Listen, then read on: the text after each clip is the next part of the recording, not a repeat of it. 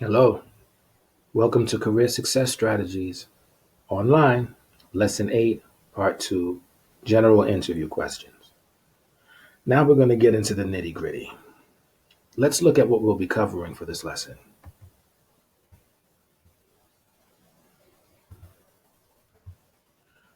We're going to cover some of the more common interview questions, and this will be a good time for you to grab a pen and a pad and keep your finger on the pause button. As we go through some of these questions and some of these answers, you may want to take notes and you may want to practice on how you would answer some of these questions yourself.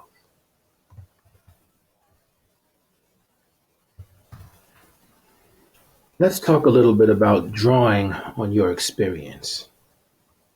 While you're going through your interview, there'll be opportunities for you to tell stories that highlight your experience and the work that you've done.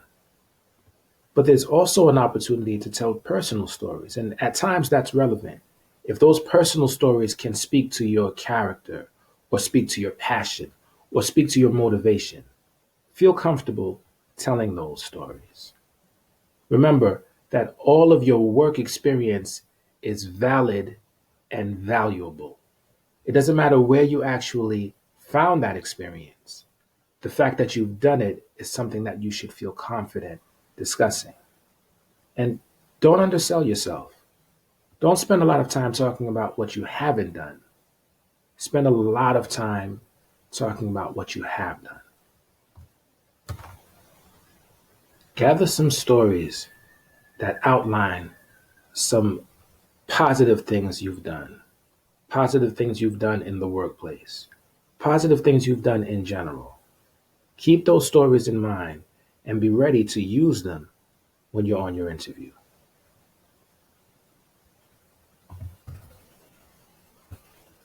Tell me about yourself. That's a really common interview question. Usually one of the first questions you're getting on an interview. It sounds like a simple question when you initially hear it, but then when you try to answer it, it can be pretty overwhelming. Well, here are some suggestions on how you may best break that question down and figure out an effective way of answering it. We suggest that you break it into three parts. First, talk about where you are now. What's the work that you're doing now? What are your present goals? What are your present aspirations? And talk about how you got to where you are. Talk about your education. Talk a little bit about your experience, some of the motivations in your life that got you from point A to point B to present. And then you want to talk about your goals and aspirations for the future. And you want to include the job that you're going for in those goals and really draw the connection between what you want to do and how landing this job may help you to do just that. This is definitely something that takes practice. This would be a great time to pause this video, take out that pen and that pad, and start jotting some things down. Start writing some things down about where you are and how you got to where you are. And start writing about your desires for the future. Read through it, internalize the information so that when it's time for the interview, you're able to share it with ease.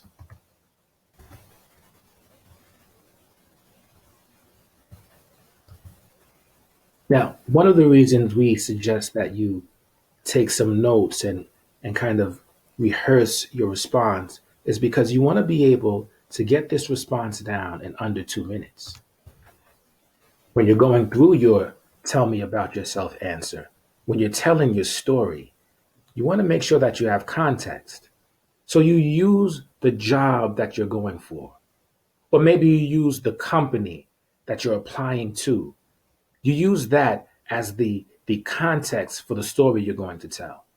When you're thinking of past exploits and goals that you may have met, try to find things that would relate to the job that you're going for.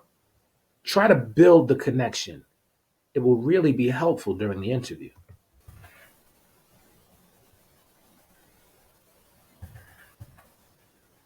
Have a sample, tell me about yourself answer here in front of you. Take some time to read it. Notice the individual talks about passion. Passion, passion is motivation. They also reference the fact that they've been a cook for over 5 years. See that consistency of being a cook for over 5 years. It speaks to your diligence. It speaks to your drive, but it also speaks to your experience. If you've been doing something consistently for 5 years, chances are you're pretty good at it. Take a look at this. Tell me about yourself answer. Talks about grandfather owning a demolition company and taking him to work sites. He says, I found joy in the craft and began working with my grandfather as a teenager. Now, put yourself in the shoes of a potential employer, listening to someone having a passion that started when they were a teen, a passion that they inherited from their grandfather. That speaks to someone who's dedicated to the field. That's the kind of impression you want to leave. That's the power that you have in referencing stories and incorporating that into the tell me about yourself answer. Make sense? Good. Ooh, what is your biggest weakness? This can be a tricky one, but it's not so tricky when you understand what this question represents.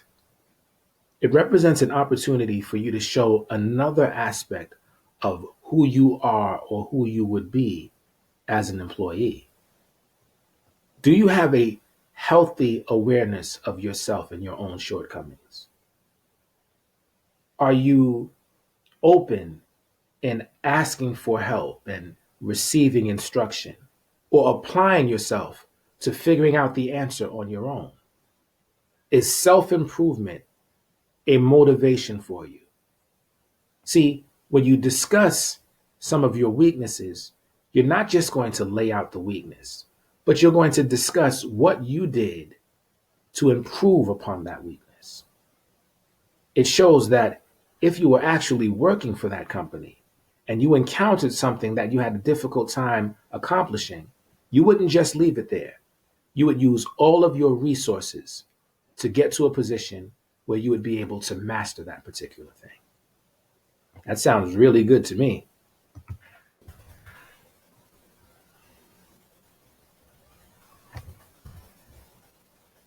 You know, there are a few things we want you to keep in mind when you're discussing your weaknesses. You don't want to shoot yourself in the foot by targeting a weakness that may be a very important aspect of the job that you're going for. So, for example, if you're uh, going for a driving position, uh, you know, if you had some issues uh, with accidents in the past, you might want to keep that out. But you do want to talk about weaknesses that can speak to your ability to develop a plan, put it in place, and make necessary improvements. And honesty is always important. I don't know too many people who have absolutely no weakness. So answering it in that way can come across as disingenuous. Also, you're the one speaking when you're answering that question. So after you've highlighted a weakness and discussed how you improved upon it, sneak in a few strengths just to make sure you leave on a positive note.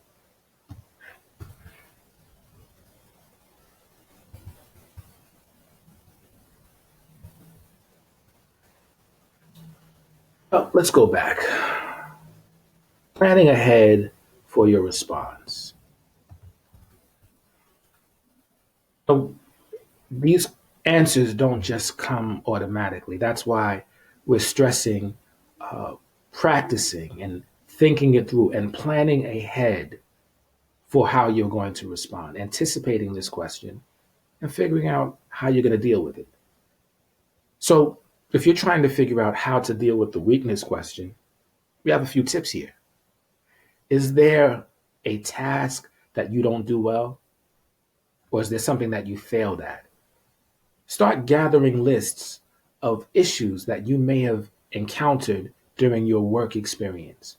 If this is a brand new field for you, or if you've never worked before, you can come up with some personal situations where you failed, where you attempted to do something and you didn't quite meet the mark. After you've come up with a list, try singling out those actions that you were able to improve upon, where you can come up with the story of how you went from point A to point B to point C, and you went from that area being a weakness to now this area being a strength, or something that you now feel confident and comfortable doing. Remember, these are common interview questions, and more often than not, you're going to get this question or some variation of it.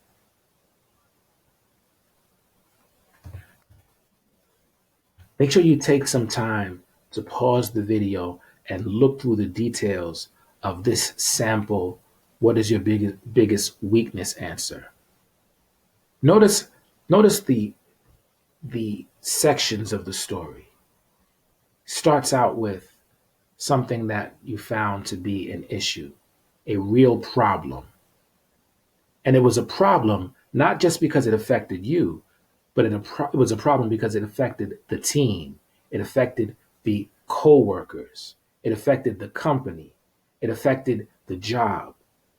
And then notice the realization that this was a weakness and it needed to be addressed, and now the improvement and the new way of handling the situation.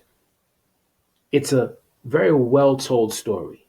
It has a beginning, a middle, and an end. And in the beginning, there's the outline of the weakness. But in the end, there's the improvement, and how, this is really important, how the improvement affects the workers and the company and the office and the place of business. And that's really what you want to keep in mind. Sound good? So here's another sample answer to what is your biggest weakness. You see in this sample, a person discussing having a weakness in technology. And you know what I was thinking about when I was going through this particular sample? While you're on an interview, there may be a particular task that you're going to be asked to do that you've never done before, or you may be weak at. Answering this question here with confidence, answering this question here and breaking down how you started off with a weakness but you improved it, will give your interviewer confidence that if you do encounter a weakness in that particular job, you'll make the same strides in improving upon it. Sound good? Yeah. Take a look at this question. Why should we hire you? Or what do you bring to the table that sets you apart from other candidates? Now, this is an opportunity for you to really sell yourself. But what you would need is some information. Did you research this role? Did you research the company? When you're answering this question, you're going to be strengthened by the information you've gathered about what's important for this particular company. You're going for a job at Burger King, and they say, why should we hire you? And this is your answer. I've eaten at McDonald's. I've had White Castle. I've even had the Wendy's Baconator. But there is absolutely nothing as delicious as the flame broiled taste of a Burger King burger. And why did you say that? Because in your research, you found that Burger King was the only one that made a flame broiled burger. This is how you sell yourself. This is how you make the connection. I'm getting a little hungry. Here's a sample of the "why should we hire you" answer. I'll let you read it for yourself, but I want to point out the beginning. My impression based on the job description. And what does that speak to? It speaks to the fact that you did some thinking and researching about the job description and what that job description speaks to in terms of the need of the company or the organization that's posting this job. And so your answer is based on your research. It's based on your digging in. And that's going to make your answer carry a lot more weight.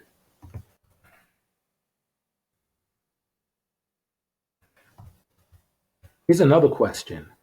Tell me about a time you had to work as part of a team to accomplish a goal. Do you notice that these questions that you're being asked, they give you the opportunity to tell some stories, give examples. These are not questions that are just looking for one word answers. And that's why preparation is so important. You know, you have some real life examples of working as part of a team when you're in the kitchen or when you're pushing the bucket. You've experienced the need for being an effective part of the team. Your experience at the Dough Fund is experience that you should be comfortable and confident sharing.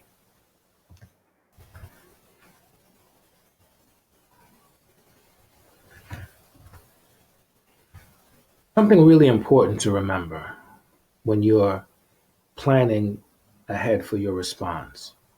Make sure you're really answering the question. See, the previous question was about team, being a team player. So if you're going to give a story about an experience or a success, make sure it's not a story about you alone. Make sure it really highlights how it impacted the team, how it showed how you were a part of a team. You were a part of a whole.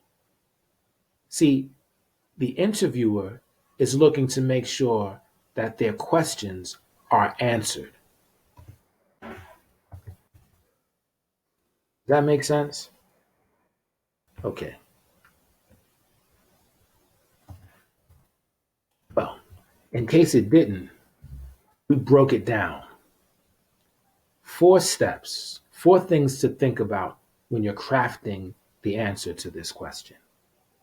Think of the situation, think of the task, think of the specific action, and then think of the results. It's a great time to pause this video and start jotting down some notes. And if you think about it in this way, while you're reading over it and rehearsing it and practicing it, when it's time for the interview, it will come out in that way. Here was the situation. This was the task at hand. This was the action taken. And these were the results. See, being effective during an interview is not a skill that everyone is born with. It's something that takes practice and strategy. Practice makes perfect. Here's a sample working as part of a team answer. You see what we just finished talking about, kind of breaking it down into four parts. Can you identify those four areas in this particular answer? This is not necessarily what we're telling you to say word for word, but it gives you the idea of how the answer should flow. Craft your own answer and compare the two. See if they have the same effect.